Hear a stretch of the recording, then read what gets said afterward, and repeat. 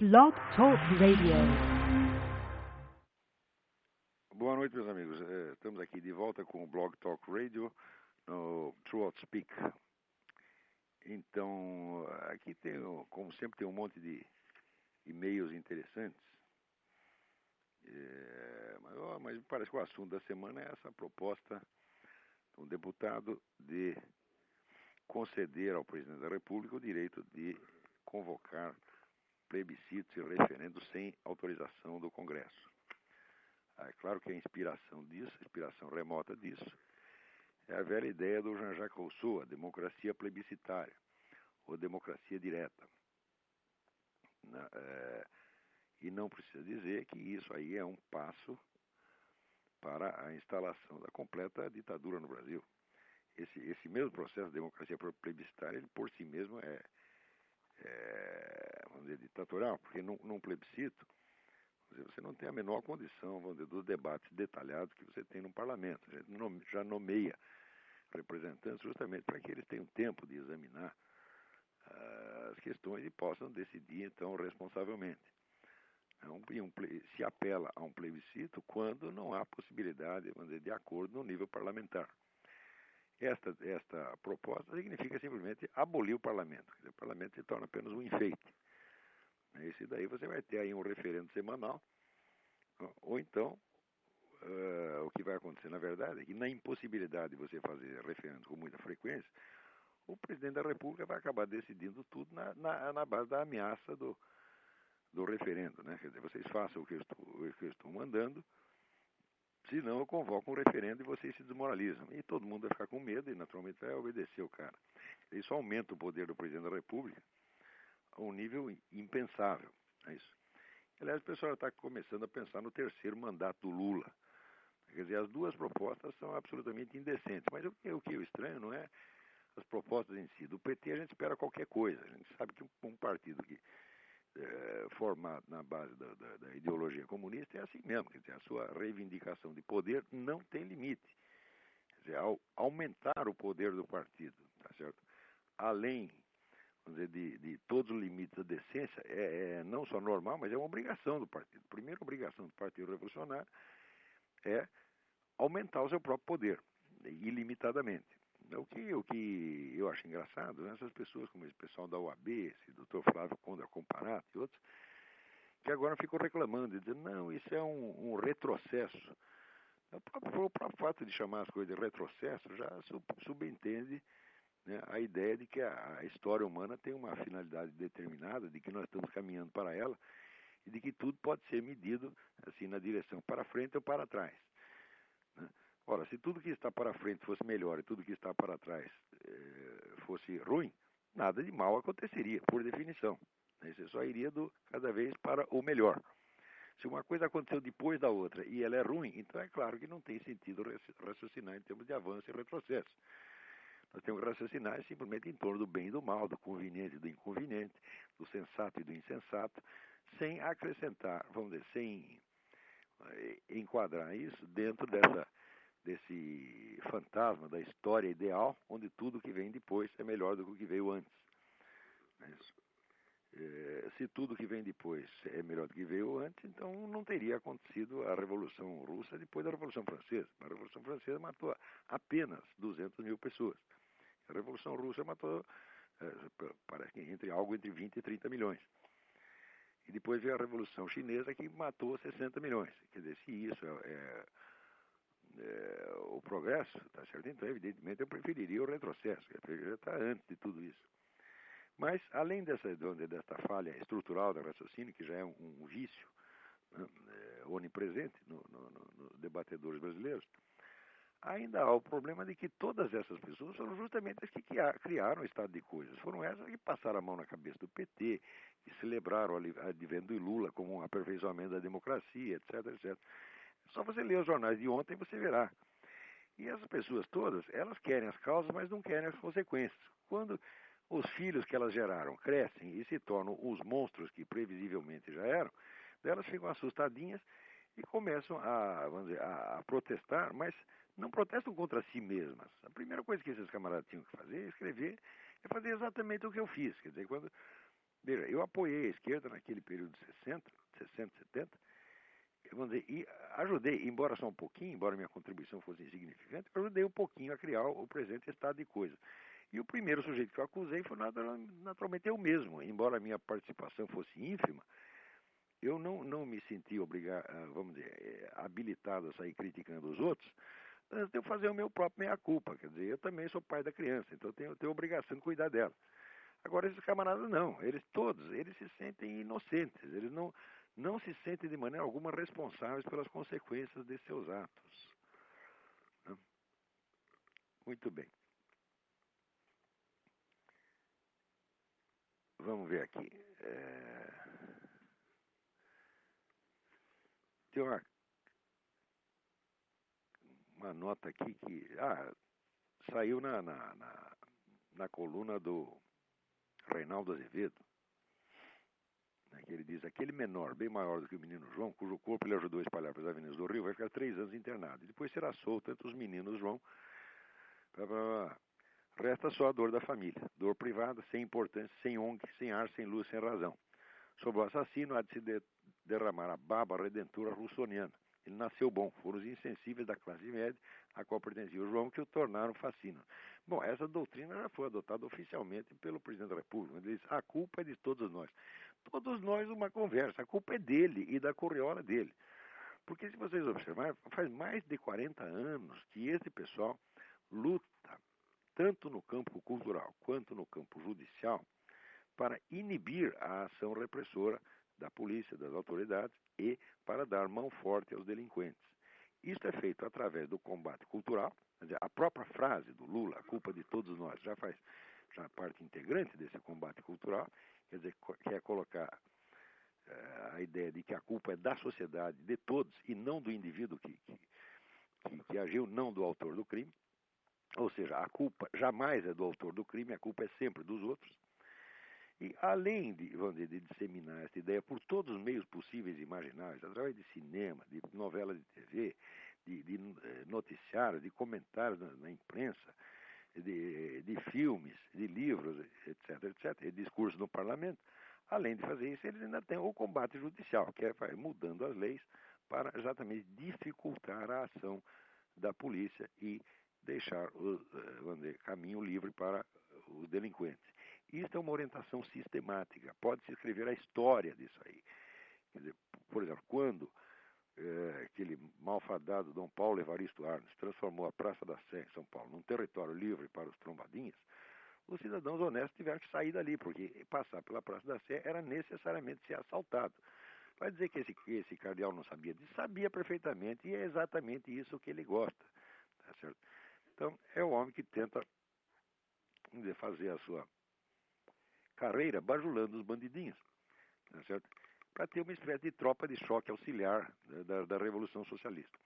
O uso do banditismo como instrumento para a destruição da sociedade, preliminarmente à constituição de um poder unificado socialista, é uma coisa conhecida desde o tempo da Revolução Francesa. Quer dizer, há um modelo clássico que é seguido. Se vocês tiverem a oportunidade de ler o livro clássico de Hippolyte Taine, As Origens da França Contemporânea, né, que, aliás, era um dos livros prediletos do nosso escritor Lima Barreto, vocês verão como se cria, vamos dizer, artificialmente uma situação revolucionária, uma situação pelo menos pré-revolucionária.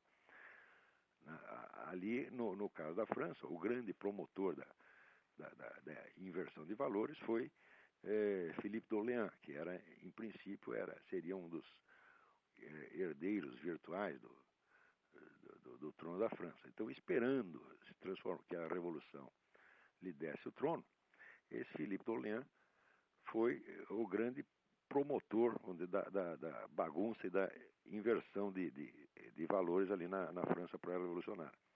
E, evidentemente, soltar os bandidos da cadeia foi uma das primeiras providências tomadas pelos revolucionários.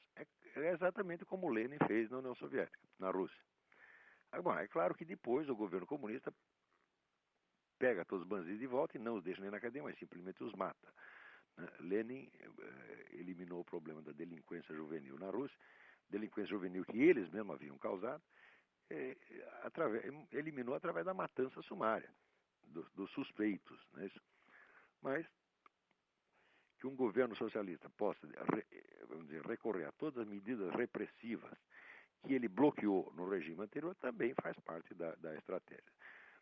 De modo que, tanto pelo lado cultural quanto pelo lado judicial, é claro que toda esta situação de violência no Brasil foi premeditadamente criada, peça por peça. Isto foi uma obra de engenharia.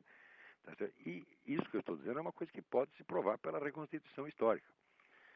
Você veja, quando esse pessoal diz que o que causa o banditismo é a miséria, bom, se fosse assim, então o banditismo seria crescente nas regiões onde a miséria é crescente. Mas não é exatamente isso o que acontece. Se você olhar as favelas do Rio, nos últimos 40 anos elas progrediram tanto, né, que já não há mais propriamente favela, porque favela é o nome de um barraco de papelão. Os caras passaram do barraco de papelão para o barraco de madeira, depois passaram para as casas de alvenaria, que hoje são objetos, vamos dizer, de um muito próspero comércio, né, nas favelas do Rio. Você não notará nessas favelas uma só casa que não tem uma antena de televisão. Tá certo? Até no tempo que eu morava no Rio, houve um sujeito, um visitante, um indiano, que chegou aí e quis conhecer as tais das favelas. E quando levaram ele para ver as favelas, ele chegou lá e disse, olha, isso aqui é aquilo que na Índia se chama de classe média. Mas então, por aí você vê a imensa mudança social, a imensa ascensão social que houve nessas regiões que são justamente as mais perigosas do Rio. Quer dizer, outra coisa, você verá que quando se diz que o que causa miséria é falta de escola, ora, ao contrário, no Brasil hoje, eu acho que você não chega a ter 4 ou 5% das crianças fora das escolas. Quando na década de 50 você tinha 60%. Quer dizer que esse processo de escolarização maciça, ele, longe de ser, vamos dizer, uma defesa contra a delinquência, ele é uma das causas da delinquência, meu Deus do céu. Porque as escolas funcionam, vamos dizer, como transmissoras de atitudes que são a destruição exata do pouquinho de moral familiar que os caras tinham aprendido em casa. Então, é evidente que eles saem dali, vamos dizer, já com uma atitude vamos dizer, de legitimação perante a delinquência. A mesmíssima coisa que aconteceu nos Estados Unidos. Acontece que aqui as universidades não são totalmente monopólio dessa mesma cambada comunista, então ainda existem estudos, tá certo, que provam exatamente a escola ser um dos fatores geradores do banditismo. Agora, quando o Lula diz, não, esse pessoal está assim porque falta escola, quer dizer, em primeiro lugar, é um erro de fato. Quer dizer, quase não há crianças sem escola no Brasil.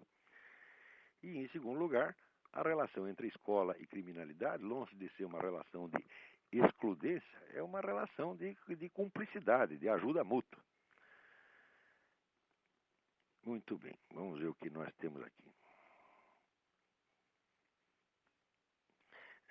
Aqui tem um e-mail da Miriam Macedo. Sou Miriam Macedo de São Paulo, tenho acompanhado a sua participação no podcast do Yuri Vieira e ouvido seu programa no Throat Speak. Brilhante, parabéns, muito obrigado. Tem sido muito esclarecedor e, por outro lado, também me confundiram, principalmente no que se refere à união da maçonaria com o cristianismo. A propósito, não entendo de profundidade filosófica, sou só uma esforçada e curiosa ex-jornalista e rainha do lar que tem ouvido e gostar de assuntos que nada entende. Na conversa com o Yuri, o senhor, citando René Guénon, defendeu a união da maçonaria com o cristianismo como única saída para o furdunço em que está se transformando o mundo. O senhor falou em maçonaria anticristã e maçonaria pró-cristã. Muito bem. Olha, Miriam, esse problema que você coloca é dos mais cabeludos. Eu dificilmente poderia, explicá-lo aqui. Mas é preciso considerar, que a maçonaria, tal como nós a conhecemos hoje, ela se origina no século XVIII. A partir da unificação de antigas iniciações de ofícios, sobretudo dos construtores medievais, que durante 1000 anos tinham funcionado perfeitamente bem dentro do contexto cristão e sem nenhum problema, tá certo? A encrenca começa a partir do momento em que dentro da própria maçonaria começam a surgir outras sociedades, estas sim verdadeiramente secretas, e se apossam de áreas inteiras da maçonaria com o objetivo de transformá-la em instrumento da revolução. Isto é bastante, é uma coisa que é bastante bem explicada num livro já clássico de um mestre maçom chamado John Robinson. O livro chama-se Proofs of a Conspiracy.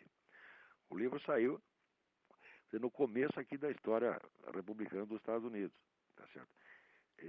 Evidentemente, o livro foi bastante lido pelos maçons da época, inclusive o presidente George Washington, que, vendo, então, essa penetração das ideias revolucionárias na maçonaria, ele confirmou que aquilo existia e disse: eu espero que isso não se propague aqui nos Estados Unidos, porque era o que estava acontecendo mais na Europa, sobretudo na França. Então, quando você fala em maçonaria, você não pode falar de um negócio assim em bloco, né? Quer dizer, porque existem como é que se diz, camadas e camadas de complexidade nesse negócio. Mas, em todo caso, o fato mesmo de que a maçonaria se origine nessas comunidades de ofício mostra que ela não tem uma inspiração originariamente anticristã. Tá certo? Por outro lado, essas comunidades legaram à maçonaria inumeráveis conhecimentos, sobretudo sobre a ordem, a constituição da ordem política, a ordem do Estado. Não é isso? E esses conhecimentos, eles são realmente importantes para a administração do mundo. Então, como existia aquela distinção, vamos dizer, dos pequenos mistérios e grandes mistérios, os pequenos mistérios são aqueles que se referem aos conhecimentos de ordem cosmológica, a ordem do mundo, constituição do mundo, inclusive do mundo histórico, social, político. E, por outro lado, os grandes mistérios que se referem à ordem puramente espiritual, da imortalidade da alma, Deus, etc., parece que houve aí uma divisão de trabalho. Quer dizer, a maçonaria ficou com os pequenos mistérios, a igreja com os grandes mistérios. Não é preciso dizer que esse simples fato é causa de inumeráveis desequilíbrios. Quer dizer, que enquanto essas duas ordens de conhecimento não forem novamente articulados, a unidade espiritual do Ocidente não vai ser reconquistada. Tá certo? Pior ainda, que à medida que o tempo passa, aparecem, então, sociedades secretas dentro de sociedades secretas e conspirações dentro de conspirações, tornando tudo uma bagunça monumental. É evidente que as conspirações existem, mas também é tolo imaginar, como faz esse senhor Armindo Abreu, que certas sociedades secretas são controladoras do mundo. Ninguém controla o mundo, quer dizer, o pessoal disputa poder e faz confusão, entendeu? Pior ainda, quando os elementos causadores de uma situação contém um forte elemento secreto, tá certo? É muito difícil até você entender historicamente o que aconteceu, tá certo? Então, a história do mundo, além de se tornar excepcionalmente violenta, porque a partir do século XX houve violência como nunca houve antes na história, né, ainda tem esse problema de que você nunca sabe direito quem fez o quê, tá certo? Quer dizer, a prevalência do segredo como elemento histórico importante é um dado do século XX. Você veja o crescimento inaudito dos serviços secretos no século XX. Antes você tinha serviço secreto que operava apenas em época de guerra, tá certo? E tinha finalidade exclusivamente militar. No século XX, os serviços secretos ampliam de tal modo a sua área de atuação que eles praticamente abrangem a sociedade inteira. Quer dizer, todo mundo tinha um dossiê na KGB e é claro, não houve nenhum serviço secreto, claro, que crescesse ao ponto da KGB, similarmente à KGB. Mas o simples fato do crescimento da KGB forçava os países adversários a ampliar também a faixa do seu serviço secreto. Por exemplo, toda a história do século XX, a história cultural do século XX, a história das letras, da arte, do cinema, não pode ser compreendida de maneira alguma sem você levar em conta as quantidades enormes de dinheiro que a KGB espalhou pelo mundo, dando para escritores, para artistas, para cineastas, etc., etc., tudo para fazer, vamos dizer, da totalidade da cultura ocidental um instrumento de propaganda comunista. A abrangência desse fenômeno é tão grande que eu mesmo, às vezes, custa acreditar no que estou vendo. Tá certo? Então, eu recomendo para você um livro que se chama Double Lives. O autor, puxa, agora esqueci o nome do autor, mas não tem importância, depois eu te dou. Para você ter ideia de até onde vai isto. Então, com esse negócio da sociedade secreta, de serviço secreto, de sociedade secreta dentro da sociedade secreta, conspirações dentro de conspirações, a história se torna uma maçaroca que dá um trabalho enorme para você compreender, e às vezes você só compreende 50, 60, 100 anos depois, quando você tem acesso aos documentos. Agora mesmo no Brasil nós estamos vendo essa questão, que os documentos a respeito dos anos de chumbo, né, foram aí lacrados para só ser abertos depois de 100 anos, uma coisa assim. Então não dá para você saber o que acontece. É claro, a mim me parece que os interessados nesse segredo não são os milicos, porque dos milicos já se falou tudo. Agora tem o outro lado da história que vai permanecer secreto por mais não sei quanto tempo. Então, a simples existência, tá certo, de um fator secreto tão grande na sociedade já é um problema. Não sei se isso responde à sua pergunta.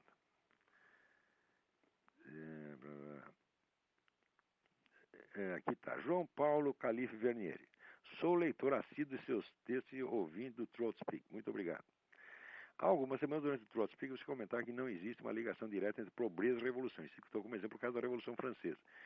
Eu já li em livros alguns artigos que a situação econômica da França na época era muito ruim, e esse foi um dos motivos, o único, que levou à convocação dos Estados Gerais pelo rei. Não, o que havia na época é assim, havia uma multiplicidade de impostos, havia um caos fiscal, porque você não tinha um imposto, um sistema de impostos unificado, havia milhares de impostos diferentes e também milhares de privilégios diferentes, vamos dizer, privilégios de família, privilégios municipais, privilégios de bar, privilégios de comunidade de ofício, etc, etc. E no meio disso, a carga tributária podia chegar a total absurdo. Porém, em termos gerais, no global, a economia francesa foi a que mais cresceu na Europa antes da Revolução. A França era o país mais rico da Europa. Não tinha nenhum que se comparasse, mas nem de longe, à França. Então, a mesma coisa aconteceu depois na Rússia. Quer dizer, o fato do país estar muito rico não significa que a situação econômica seja realmente boa. Só o negócio dos impostos já travava a atividade econômica de uma maneira impensável. Outro ponto, vamos dizer, que foi causa direta da Revolução Francesa, foi que na França a aristocracia não tinha realmente função nenhuma. Quer dizer, quando foi abolida a sua função militar, mais ou menos depois de 1500, 1600, a aristocracia se transformou num bando de inúteis, que só servia para gastar dinheiro do Estado. Quer dizer, eles tinham direito a certos impostos que iam para direto, que eram ou cobrados diretamente nos seus locais, ou eram cobrados através do governo central e iam parar no bolso deles. E que os alimentar porque eles não fizessem absolutamente nada. Tá certo? Então, isso aí era evidentemente uma causa de revolta. Quando o rei começou a tentar dar um jeito nisso, eliminando certos privilégios dos aristocratas, tá certo? E tentando botar ordem no sistema dos impostos, os aristocratas naturalmente se revoltaram. E esse é o motivo, vamos dizer, do apoio maciço que os aristocratas deram à Revolução no começo. Isso é uma coisa, vamos dizer, que geralmente é contado ao contrário, quer dizer, que a Revolução foi contra a aristocracia. Não, a Revolução foi primariamente contra o rei, embora ele próprio a tivesse começado de algum modo. A Revolução foi essencialmente contra o rei e contra a Igreja Católica. Existe um historiador francês muito interessante, chamado Jean Dumont. Ele escreveu um livro maravilhoso que se chama La Révolution Française ou Les Prodiges du Sacrilège. A Revolução Francesa ou os Prodígios do Sacrilégio. É um livro meio difícil de achar, mas que eu lhe recomendo. Hoje em dia, eu já estou persuadido de que o motivo essencial mesmo da Revolução era, assim, sobretudo de ordem antirreligiosa. O combate antirreligioso foi muito mais forte do que qualquer coisa que se tenha feito contra a aristocracia. Muito bem, aqui o Márcio Nicodemos me manda um e-mail com vários links para a questão da filosofia clínica e filosofia para crianças, e filosofia no ensino médio. Muito bem, quanto à filosofia clínica, me parece óbvio que a atividade filosófica ela tem um efeito terapêutico em si mesmo. Tá certo? Quer dizer, a tomada de posse da inteligência humana pelo indivíduo é uma coisa que o fortalece automaticamente. Quer dizer, não importando quão doente o sujeito esteja, o simples fato de ele tomar posse da sua inteligência e começar a ver que ele tem as condições e ele mesmo entender as coisas, entender os problemas diretamente, tá certo? Sem precisar se ater autoridades anteriores, o preconceito de grupo, etc., isso faz um bem danado. Isso aí eu mesmo verifiquei nas minhas próprias aulas, tá certo? Agora, filosofia clínica é uma coisa, filosofia para crianças é outra coisa. Filosofia para crianças é uma ideia autocontraditória. Por quê? Uma coisa é filosofia, outra coisa é cosmovisão. Cosmovisão é o conjunto de crenças, símbolos e atitudes que formam uma determinada cultura, tá certo? A cosmovisão se transmite através da religião, da escola, dos hábitos familiares, dos clubes de convivência, etc, etc. Muito bem. A filosofia não é cosmovisão. A filosofia é exame crítico dessa cosmovisão tomada no seu conjunto. E é claro que para você fazer a crítica da cosmovisão precisa ter alguma. E isso não é coisa para criança. Quer dizer, enquanto o indivíduo não se impregnou realmente da cosmovisão do seu grupo, ele não poderá fazer um exame crítico dela porque não tem material. Tá certo? Então, a filosofia é uma atividade de reflexão e análise crítica. E reflexão e análise crítica não é a pura cosmovisão, não é um conjunto de crenças, tá certo? É uma atividade crítica e que vai tomar esse conjunto, pedaço por pedaço, e examiná-lo. Isso supõe não apenas que a pessoa tenha absorvido essa cosmovisão, mas que a tenha absorvido em nível de alta cultura. Quer dizer, o indivíduo precisa conhecer a história, precisa conhecer as artes, precisa conhecer a religião, etc, etc. Só a partir desta massa de conhecimento é que faz sentido a reflexão crítica. Fora disso, vamos dizer, a filosofia para a criança é como a digestão na ausência de comida. Tá entendendo que ele vai conseguir uma úlcera. Muito bem, vamos ver o que mais aqui.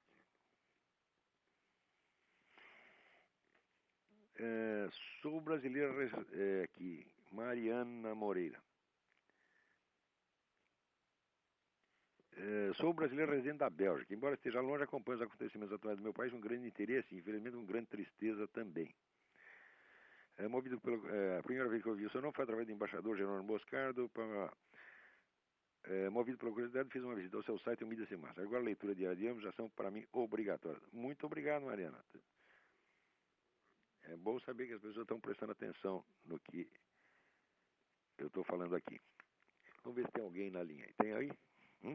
Tem, vamos ver. Vamos ver que o tempo está indo rápido demais. Alô? Alô? Alô? Alô? Alô, quem está na linha? Olavo, é Fábio, tudo bem? Oi, tudo bem? Tudo bom, Olavo. Me ouve bem aí? Perfeitamente.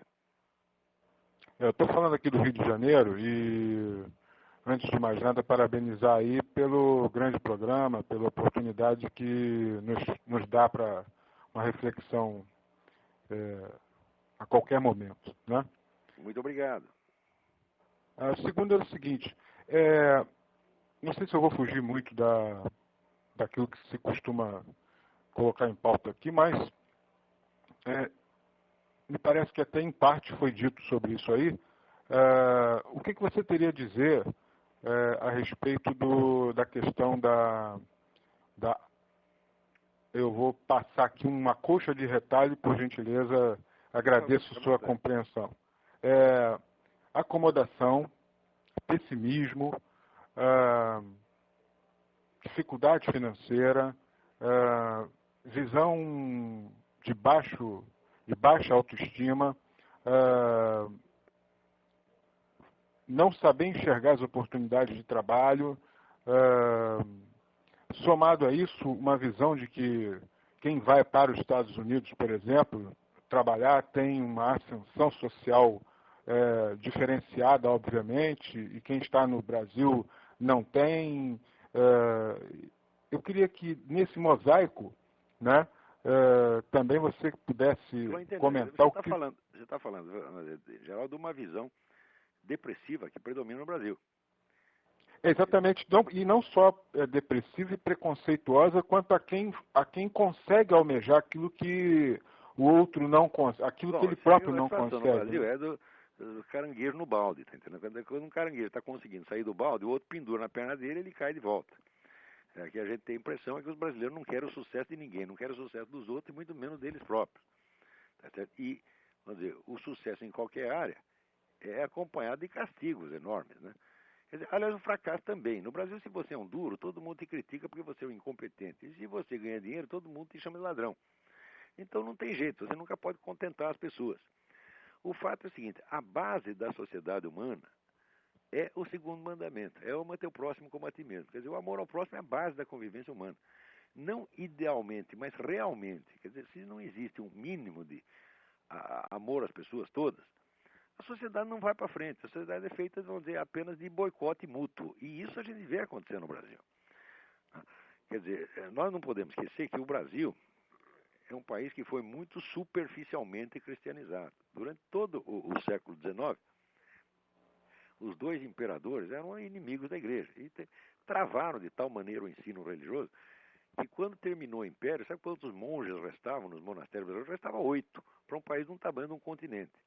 Então a história religiosa, a história moral do Brasil é muito diferente da história dos Estados Unidos. A história dos Estados Unidos, vamos dizer, é perpassada de religião e de discussões morais e de aprimoramento quase maníaco da consciência moral, porque o americano é escrupuloso até o ponto da obsessão, tá certo? Enquanto isso acontecia aqui nos Estados Unidos, o Brasil ficou largado. O Brasil praticamente começou a ter ensino religioso depois da República. A igreja foi uma das forças que produziram a nossa República. Então, a partir daí começa o ensino religioso, mas ainda assim muitíssimo superficial. Quer dizer, a religiosidade do brasileiro é constituída apenas, vamos dizer, de meia dúzia de ritos festivos, tá certo?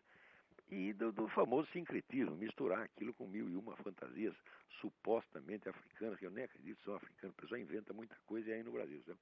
Bom, nessas condições, à medida que a população vai crescendo e ainda tem esse fenômeno da marginalização de uma parcela enorme, né, quer dizer, da população, que era constituída dos escravos, que quando foram libertados, simplesmente não tinha emprego para eles. A gente não pode esquecer que entre a abolição da escravatura e o princípio da industrialização brasileira transcorreram mais de 40 anos e todo esse pessoal ficou largado, tá certo? Não é nem por culpa de ninguém, não deram emprego para eles, não havia emprego, pô, né? Então quer dizer que o crescimento econômico da nação não acompanhou, vamos dizer, o seu progresso jurídico. É bonito você fazer leis que dão direito às pessoas, mas acontece que o direito fica só no papel porque não há possibilidade de atendê-los. É isso. Já dizia Simone Weil, se o que você proclamar um direito, né, sem você esclarecer a quem incumbe a obrigação de atendê-lo, é a mesma coisa que não fazer nada. Então, no Brasil, nós estamos todos carregadinhos de direito e sem nenhuma possibilidade. Tudo isso, vamos dizer, correspondeu para criar essa sociedade confusa, quer dizer, baseada no rancor mútuo e na inveja. Houve um sujeito, um presidente do Banco Mundial, que uma vez disse isso: olha, a sociedade brasileira nunca irá para frente porque é a sociedade baseada na inveja. Agora que eu estou morando aqui, já faz quase 2 anos, agora que eu vejo que isso é uma realidade, tá certo?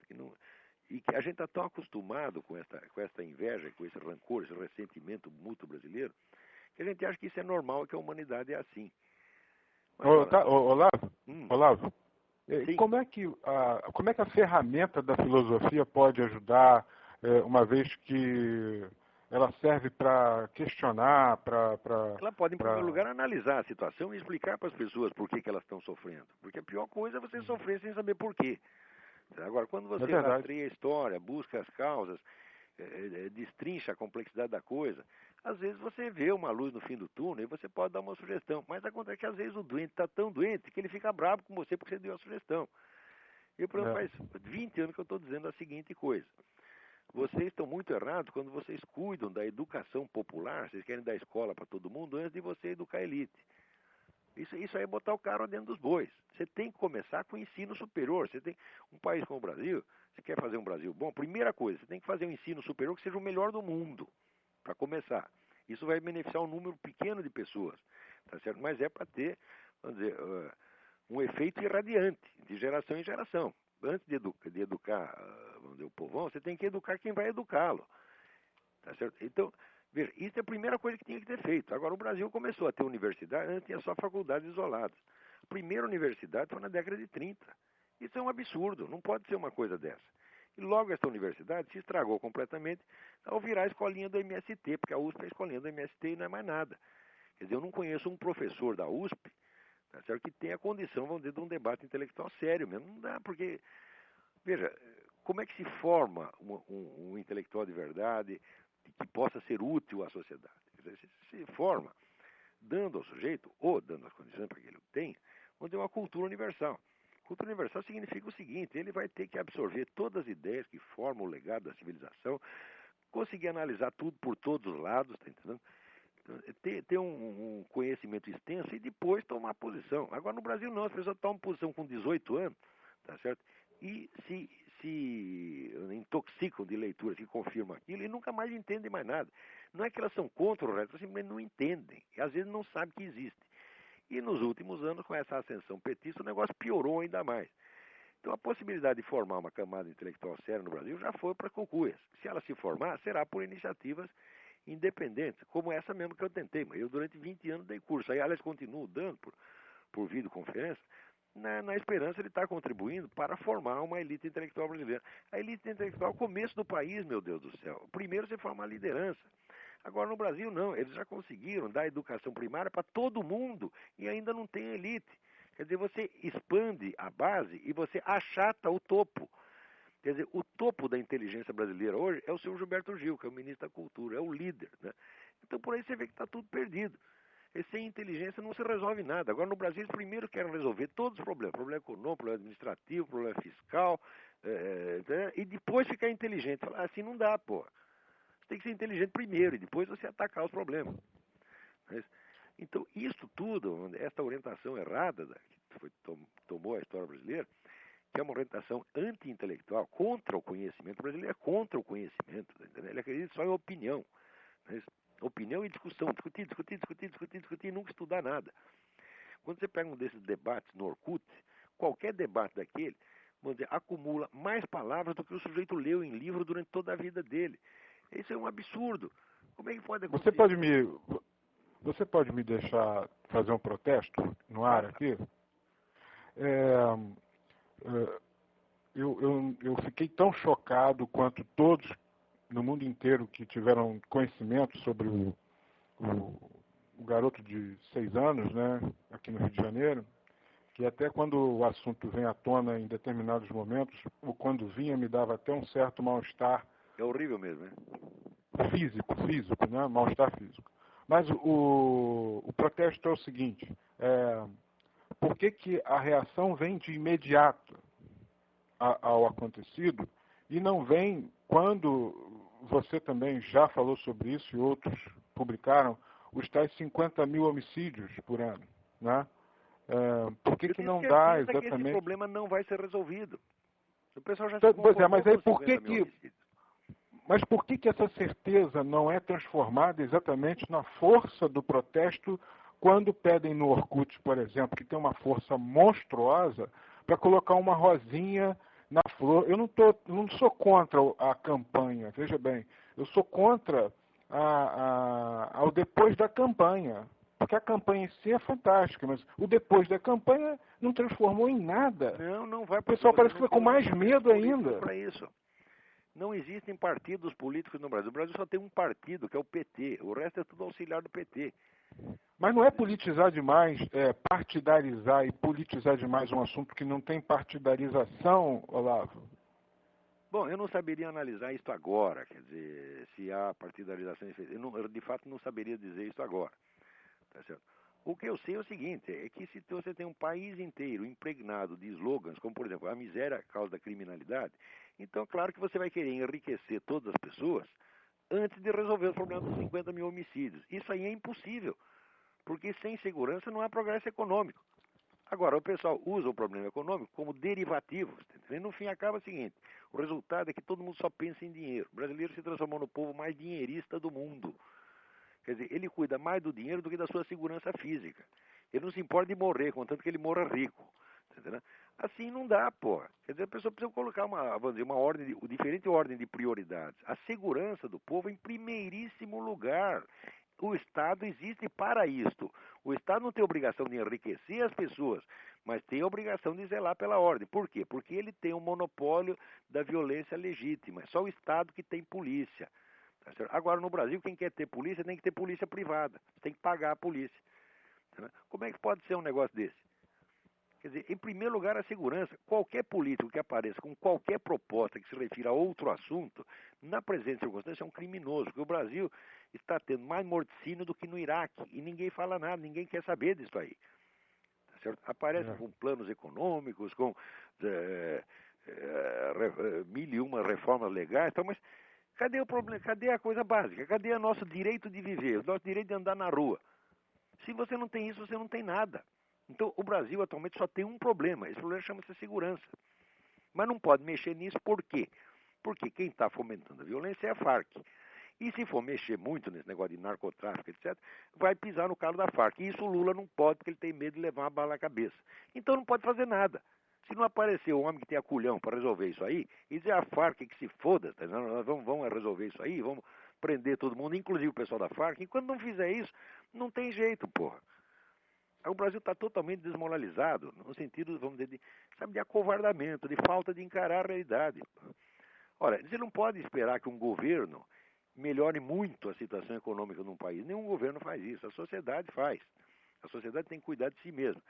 Mas o governo tem que dar para ela a condição para que ela faça isso. Essas condições básicas são, em primeiro lugar, vamos dizer, a ordem geral, a confiabilidade dos contratos, a prevalência da ordem legal e a segurança pública. Essa é a primeira coisa. Se não tem isso, o resto é tudo desconversa. Muito bem. Bom, agora deixa eu atender outra pessoa que tem mais gente na linha aí. Obrigado, Olavo. Um abraço. Muito bom. Tchau. Tchau. Alô? Alô, Olavo. Oi, Aqui é o Davi de Belo Horizonte. tudo bem? Tudo bem. Aqui, eu não sei se o senhor me viu, eu costumo aparecer lá na comunidade, eu inclusive participei lá daquela discussão maravilhosa com o Rodrigo Constantino, que eu acho que não vale nem comentar muito. Não vale Mas é o mesmo. seguinte, eu queria comentar sobre o PFL. Eu não sei se o senhor falou esse sobre negócio isso da no início mudança do de programa. nome? Como é que é? Não só sobre isso. Eu tenho que comentar algumas Se você coisas. chamar o peido de gás intestinal, ele vai feder menos? Não. Esse aqui é o negócio. Quer dizer, isso é uma desconversa, isto não há nem o que comentar. Aqui, eu queria dizer... Quer dizer, olha, eu mudo o meu nome, eu vou lá e mudo o meu nome. Agora eu me chamo David Rockefeller. Isso vai aumentar minha conta bancária, pô? Definitivamente não. É o seguinte, eu entrei no PFL em outubro, mais ou menos em outubro, já junto com um pequeno grupo de liberais, digamos, puro sangue. Aham. E a gente, realmente eu fiquei muito orgulhoso de mim mesmo, porque em menos de um mês eu já vi que eu fazia parte de um grupo dissidente. Mas o negócio é que eu entrei lá para ver se eu conseguia convencer, botar na cachola do pessoal, que era necessário que o PFL ajudasse a botar livros no mercado.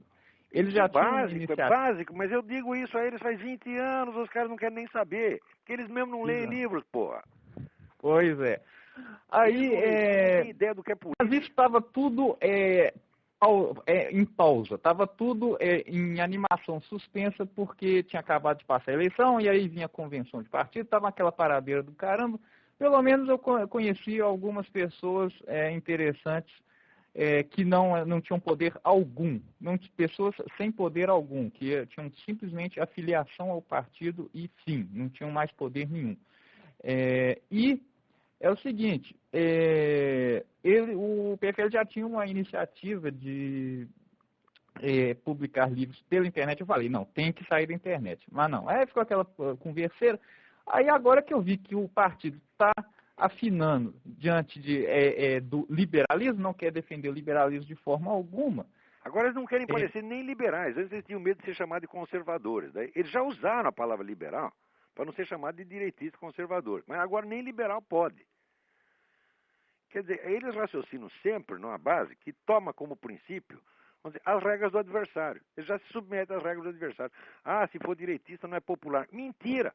A população brasileira é maciçamente conservadora. O nego que sair com um programa conservador vai ter maior sucesso. O programa conservador consiste de 5 itens: anticomunismo, liberdade de mercado, moral judaico-cristã, ordem constitucional, tá certo? Quer dizer, o governo constitucional democrático e educação clássica. E sem esses 5 pontos não se vai fazer nada.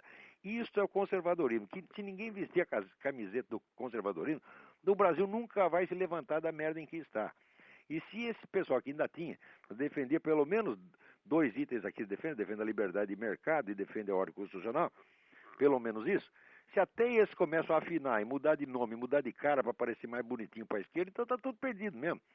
Ora, a esquerda jamais levantou país nenhum. Onde a esquerda mete a mão, ela só cria miséria, sofrimento.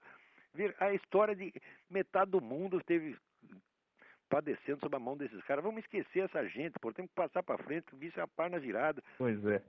Já custou sofrimento demais, ainda tem gente teimando com essa merda só para não dar o braço a torcer. Parece o Rodrigo Constantino, porra. Que merda. Aqui outra coisinha. Eles mudaram, o senhor sabe que para Partido Democrata, inspirados no Partido Democrata americano. Bom, eu acho que isso aí não merece nem comentário. O Partido Democrata é a esquerda aqui, porra. Mas outra coisa, eles se chamam Partido Democrata porque querem que a democracia seja o contraponto ao populismo na América Latina. Pois é, o que eu tenho uma pergunta. O Partido Democrata americano, os Ted Kennedy, Nancy Pelosi, etc., são os maiores padrinhos do populismo latino-americano.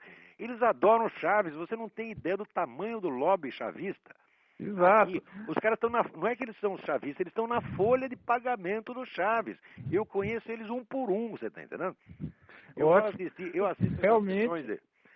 Estamos muito bem. Mas o problema é que eles estão raciocinando apenas com palavras. Ou seja, democrata é democracia e pronto, é uma palavrinha. Quer dizer, agora, se eles são o Partido Democrata, quem será o Partido Republicano? Você imagina um país que só tivesse o Partido Democrata da Nancy Pelosi e do outro lado o Partido Comunista.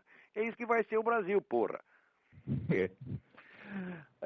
E outra coisa, já que eles se dizem democratas, eu quero saber por que eles fizeram essa decisão de mudança de nome a portas fechadas, sem consulta à base. Isso foi feito. Isso é um bando de cagão, porra.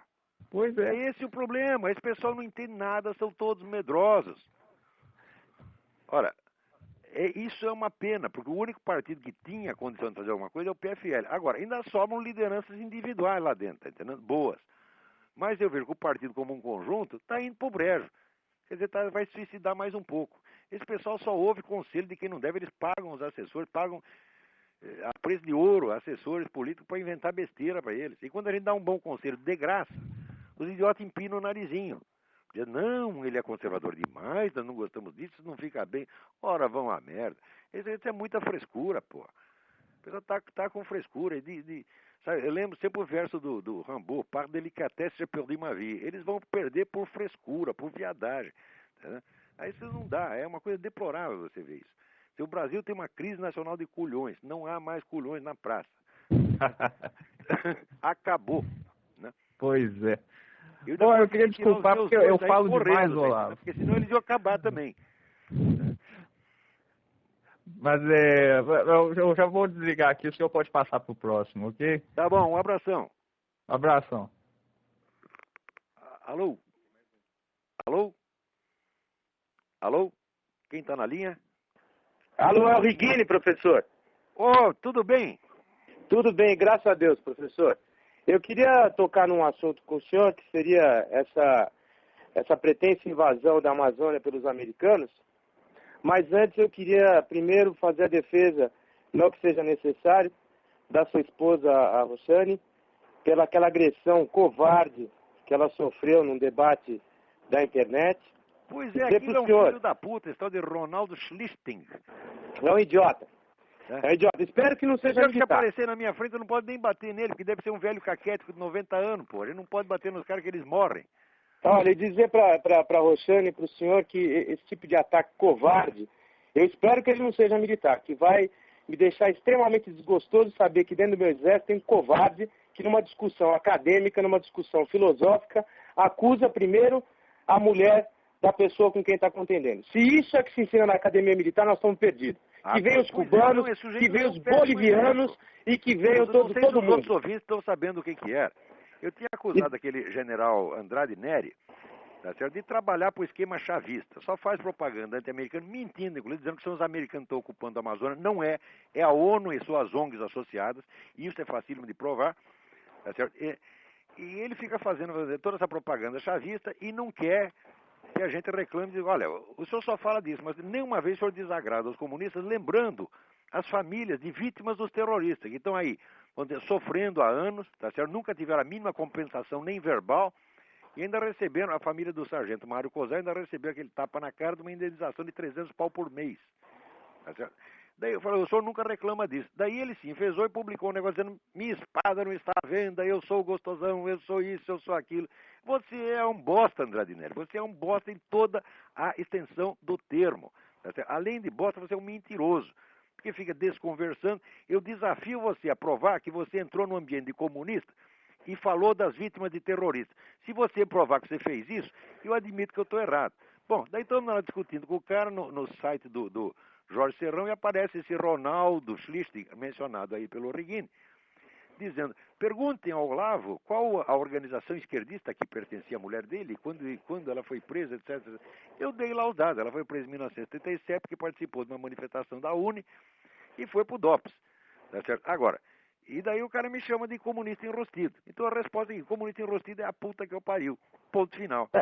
É a que ele mereceu. Aliás, um militar que tem que apregoar que a espada não está à venda, porque para um militar, ele nem cogita vender a espada de comando dele. Ele pode quebrar a espada, se matar com ela, mas ela foi feita para matar e para comandar. Então, se ele cogita vender, é porque a honra que deu o direito dele de ter espada já foi vendida há muito tempo. Um homem que vai lá e se sujeita... porque já vendeu. Exatamente. E um homem que vai lá e se sujeita a submeter o exército brasileiro, o exército de Caxias, um exército invicto, esse sim tinha uma espada. Esse sim tinha uma espada de honra. Um homem que submeteu o exército brasileiro ao comando do Hugo Chávez, é que nem o rabo do cachorro sacudiu o cachorro. Ele não sabe nem o tamanho do país que ele vive. Não sabe nem a altura topográfica e geográfica do Brasil. Eu conheço bem a história do Exército Brasileiro porque eu sou coautor de um imenso livro, O Exército na História do Brasil, publicado ali pelo Instituto de História e Geografia Militar em parceria com a Odebrecht. Eu fiquei 2 anos trabalhando nisso e aí é que fui me impressionar, vamos dizer, pela importância do Exército na história brasileira. Quer dizer, o Exército é um fator constitutivo da história do Brasil. O Brasil é um filho do Exército. Tá certo? E deveriam honrá-lo. Agora, um sujeito que quer, quando ele fica com essa demagogia idiota, dizendo que temos que defender a Amazônia. Sim, defender contra quem? Defender contra quem está lá. Quem é que está lá? O governo americano? Não, senhor, quem está lá é a ONU. Pô, olha, professor, se fosse americano, eu ia estar falando a mesma coisa, tá entendendo? Não, olha, que tem americano lá, mas tem russo, tem francês, tem alemão, tem tudo lá. Agora, o que se faz efetivamente para defender a Amazônia? Se a gente não consegue defender um garoto de 6 anos que é arrastado covardemente, cadê a espada desse general? Cadê a espada desse general para defender um menino de 6 anos de idade? Pois é, nessa hora tá tudo dentro de casa, bem escondido. Tomara que ele venda, só que ninguém vai querer comprar.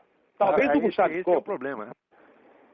Talvez o Hugo Chávez queira comprar uma espada dessa. Não, o Hugo Chávez está comprando tudo. Aqui ele comprou, eu conheço uns 30 deputados aqui que estão na folha de pagamento do Hugo Chávez, mas estão assim, explicitamente. Tem lá a ONG, o nego tem cargo na ONG e recebe dinheiro. E recebe contribuição de campanha. Até aqui tem nego vendido para o Hugo Chávez. Agora você imagina aí, porque o Hugo Chávez aqui tem muito dinheiro.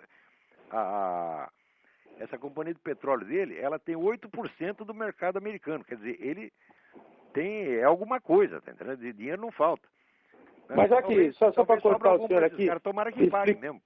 Explicando para o senhor, já que nós falamos de exército, falamos de favela, aliás, o termo favela, salvo melhor juízo, ele vem de quando as tropas nossas voltaram vitoriosas da Guerra do Paraguai e não quiseram pagar o soldo e eles acamparam nos morros do Rio de Janeiro embaixo de uma árvore que davam favelas, esperando o pagamento. Foi quando o Rui Barbosa, então, bravamente foi fazer a defesa do nosso exército vitorioso.